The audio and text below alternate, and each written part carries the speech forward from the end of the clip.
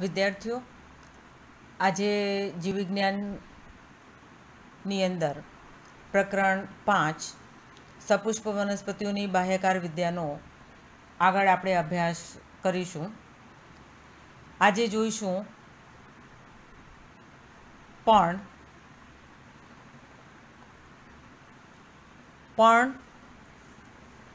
પ્રકાંડ પરથી ઉદ્ભવતી પાર્શ્વીય ચપટી રચના છે. કક્ષમાં કલિકા ધરાવે છે, જે કક્ષકલિકા તરીકે ઓળખાય છે અને શાખામાં પરિણમે છે. પણ પ્રરોના અગ્રીય વર્ધનશીલ પ્રદેશમાંથી ઉદ્ભવે છે અને અગ્રાભિવર્ધી ક્રમમાં ગોઠવાય છે. તેઓ પ્રકાશ સંશ્લેષણ કરતાં મહત્વપૂર્ણ અંગ છે. પર્ણની રચના જોઈએ તો લાક્ષણિક પર્ણમાં મુખ્ય 3 ભાગો જોવા મળે છે: પર્ણતલ, પર્ણદંડ અને પર્ણફલક. પર્ણતલ અંગે જોઈએ તો પર્ણને પ્રકાંડ સાથે જોડતી રચના છે, જેને પર્ણતલ કહે છે. કેટલાક 2 પાર્શ્વ નાના પર્ણ જેવી રચના ધરાવે છે, તેને ઉપપર્ણો કહે છે. એક દળીમાં પર્ણતલ આવરણમાં વિસ્તૃત થઈ પ્રકાંડને સંપૂર્ણ અથવા તો આંશિક રીતે આવરી લે છે. કેટલીક શિંબી વનસ્પતિઓમાં પર્ણતલ ફૂલીને મોટા બને છે, જે પીનાધાર તરીકે ઓળખાય છે. પર્ણદંડ. પર્ણદંડ એ પર્ણતલને પ્રકાશ મળી રહે એ રીતે રાખવામાં મદદરૂપ થાય છે. તે લાંબો, પાતળો, નરમ પર્ણદંડ પર્ણપત્રોને પવનમાં ફરકી શકે એ રીતે અનુબદ્ધ રાખે છે, જેથી પર્ણ સપાટીને ઠંડક અને તાજી હવા મળી રહે. પર્ણફલક અથવા તો પર્ણપત્રો. તે લીલા રંગના શિરાઓ અને શિરિકાઓ સાથેનો પર્ણનો વિસ્તૃત ભાગ છે. મધ્યસ્થ ભાગે મુખ્ય શિરા ધરાવે છે, જે મધ્ય શિરા તરીકે ઓળખાય છે. શિરાઓ પર્ણપત્રોને દૃઢતા બક્ષે છે, તેમજ પાણી, દ્રવ્યો અને પોષક પદાર્થોના વહનનો માર્ગ બનાવે છે. તેનો આકાર કિનારી, છેદન, પર્ણાગ્ર, સપાટી જુદા જુદા પર્ણોમાં જુદી જુદી રચના ધરાવે છે. આ જોઈએ પર્ણની રચના, પર્ણના ભાગો. તો જુઓ, આ જે લખેલું છે ઉપપર્ણ અને આ છે પર્ણદંડ. આ પર્ણફલક છે. આખી જે પર્ણ આકારની રચના છે પર્ણફલક છે. પર્ણફલક એ પર્ણદંડ દ્વારા પર્ણતલ સાથે જોડાય છે અને તલ પ્રદેશ ઉપર આ જે નાના પર્ણ જેવી રચના છે તેને ઉપપર્ણ કહે છે. અને પર્ણના કક્ષમાં કક્ષકલિકા હોય છે. જ્યાંથી આ પર્ણદંડ જોડાય છે એ પર્ણતલ પ્રદેશ છે. ત્યાર પછી હવે જોઈએ શિરાવિન્યાસ. પર્ણફલકમાં શિરાઓ અને શિરિકાઓની ગોઠવણીને શિરાવિન્યાસ કહે છે. શિરાઓ જ્યારે જાળી જેવી રચના બનાવે તો તેને જાલાકાર શિરાવિન્યાસ કહે છે. ઉદાહરણ તરીકે દ્વિદળી વનસ્પતિ. આ પહેલી જે આકૃતિ છે નંબર બી, એ જાલાકાર શિરાવિન્યાસ ધરાવે છે. એ તેમાં શિરિકાઓ અને શિરા જે છે જાળી આકારની રચનાનું નિર્માણ કરે છે, એટલે જાલાકાર શિરાવિન્યાસ ધરાવે છે. શિરાઓ જ્યારે સમાંતર ગોઠવાયેલા હોય તો તેને સમાંતર શિરાવિન્યાસ કહે છે.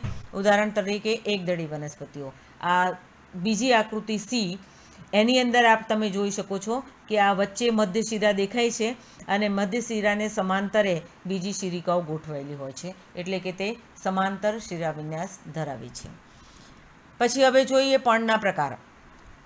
પર્ણના પ્રકારોમાં તેને મુખ્ય રીતે 2 પ્રકારોમાં વહેંચી શકાય છે: સાદું પર્ણ અને સંયુક્ત પર્ણ. સાદું પર્ણ એ સરળ પર્ણ છે. પર્ણફલક સંપૂર્ણ હોય અથવા છેદિત હોય, પણ છેદન મધ્ય શિરા સુધી અડકેલું ન હોય તો તે પર્ણને સાદું પર્ણ કહે છે. જ્યારે પર્ણફલકનું છેદન મધ્ય શિરા સુધી પહોંચી પર્ણફલકને ઘણી પર્ણિકાઓમાં વિભાજિત કરે તેવા પર્ણને સંયુક્ત પર્ણ કહે છે. સાદા અને સંયુક્ત બંને પર્ણોના પર્ણદંડની કક્ષમાં કક્ષકલિકાઓ હાજર હોય છે, પરંતુ સંયુક્ત પર્ણની પર્ણિકાઓના કક્ષમાં કક્ષિકલિકાઓ હોતી નથી. સંયુક્ત પર્ણ બે પ્રકારના હોઈ શકે, પક્ષવત એટલે કે પીંછાકાર અને બીજું પંજાકાર એટલે કે પીંછાકાર સંયુક્ત પર્ણ અને પંજાકાર સંયુક્ત પર્ણ. પહેલાં જોઈએ આપણે પક્ષવત સંયુક્ત પર્ણ એટલે કે પીંછાકાર સંયુક્ત પર્ણ. તેમાં સામાન્ય ધરી એટલે કે અક્ષ પર ઘણી સંખ્યામાં પર્ણિકાઓ હાજર હોય છે. પત્રાક્ષ એ પર્ણની મધ્ય શિરાના અસ્તિત્વને રજૂ કરે છે. ઉદાહરણ તરીકે લીમડો. આ જે આકૃતિ આપણે જોઈએ, પહેલી આકૃતિ જે છે એમાં સંયુક્ત પર્ણ જોવા મળે છે.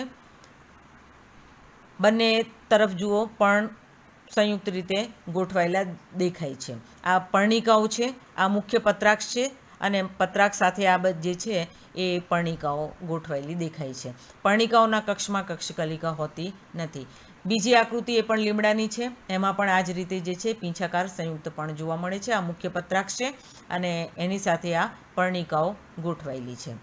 ત્યાર પછી નીચેની જે બે આકૃતિઓ છે એ બંને પંજાકાર સંયુક્ત પર્ણ છે. તેમાં પર્ણિકાઓ એક જ સામાન્ય બિંદુ એટલે કે પર્ણદંડની ટોચના ભાગે જ જોડાયેલા હોય છે. આ નીચેની બે આકૃતિ જુઓ તો આ પર્ણની ટોચનો જે ભાગ છે તેમાં આ પર્ણિકાઓ ગોઠવાયેલી છે, જે પંજાકાર રચના ધરાવે છે, એટલે તેને પંજાકાર સંયુક્ત પર્ણ કહે છે. હવે પર્ણ વિન્યાસ જોઈએ. પ્રકાંડ કે શાખા પર પર્ણની ગોઠવણીને પર્ણ વિન્યાસ કહે છે. તે 3 પ્રકારો ધરાવે છે: એકાંતરી, સન્મુખ અને ભ્રમિરૂપ. એકાંતરિક પર્ણ વિન્યાસ જોઈએ તો એકાંતરિક પર્ણ વિન્યાસમાં દરેક ગાંઠ પરથી એકાંતરિક રીતે એક જ પર્ણ વિકસે છે. ઉદાહરણ તરીકે જાસૂદ, રાઈ, સૂર્યમુખી. આ સૂર્યમુખીનું ઉદાહરણ આપેલું છે. જો દરેક એકાંતરિક પર્ણ ઉદ્ભવે છે ગાંઠ ઉપરથી. બીજું સન્મુખ. સન્મુખ પ્રકારના પર્ણ વિન્યાસમાં એકબીજાની સામસામે એક જ ગાંઠ પરથી બે પર્ણો વિકસે છે. ઉદાહરણ તરીકે આંકડો અને જામફળ. પાછળ આપણે આકૃતિમાં જોઈએ છે. અને ત્રીજો આગળ પ્રકાર છે ભ્રમિરૂપ. જો એક ગાંઠ પરથી 2 કરતાં વધારે પર્ણો ચક્રાકાર રીતે વિકાસ પામે તો તેને ભ્રમિરૂપ પર્ણ વિન્યાસ કહે છે. દાખલા તરીકે સપ્તપર્ણી. જુઓ આ આકૃતિમાં અહીંયા આગળ જે છે આ જામફળ, એમાં જોઈ શકીએ છીએ આપણે કે 2 પર્ણો સાથે સન્મુખ પર્ણ વિન્યાસ છે.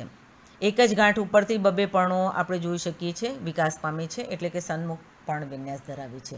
જ્યારે આ બીજા નંબરની જે આકૃતિ છે તેની અંદર તમે જુઓ તો તેમાં આ ભ્રમિરૂપ એક જ ગાંઠ પરથી અનેક એટલે 2 કરતાં વધારે, કોઈ બી સંખ્યામાં 2 કરતાં વધારે પર્ણો ગોઠવાયેલા હોય છે, એટલે આવા વિન્યાસને ભ્રમિરૂપ પર્ણ વિન્યાસ કહે છે. ત્યાર પછી જોઈએ પર્ણના રૂપાંતરણો.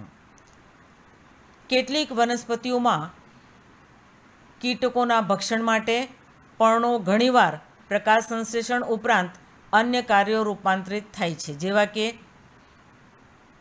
આરોહણ માટે સૂત્રો. કેટલીક વનસ્પતિઓ આરોહણ કરે છે.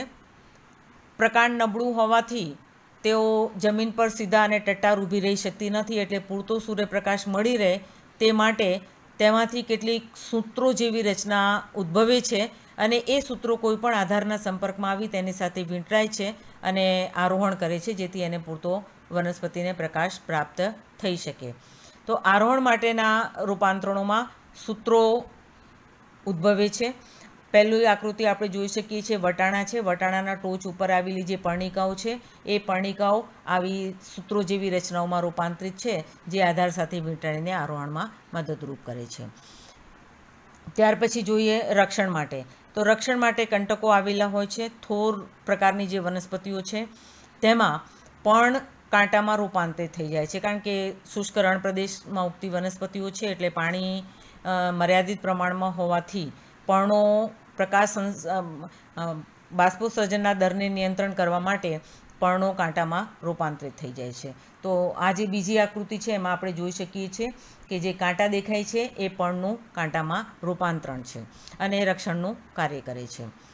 ત્યાર પછી ખોરાક સંગ્રહ માટે જોઈએ તો કેટલીક વનસ્પતિઓમાં જેમ કે ડુંગળી છે, લસણ છે, તેમાં માંસલ દળદાર પણ જોવા મળે છે.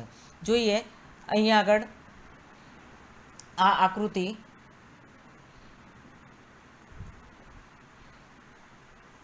આ ડુંગળી છે અને આ લસણ છે.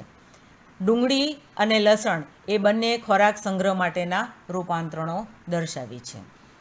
ત્યાર પછી પ્રકાશ સંશ્લેષણ માટે કેટલાક વનસ્પતિઓના પર્ણ નાના અલ્પજીવી હોવાથી પર્ણદંડ લીલો અને વિસ્તૃત થઈ ખોરાક સંશ્લેષણનું કાર્ય કરે છે. ઉદાહરણ તરીકે ઓસ્ટ્રેલિયન બાવળ.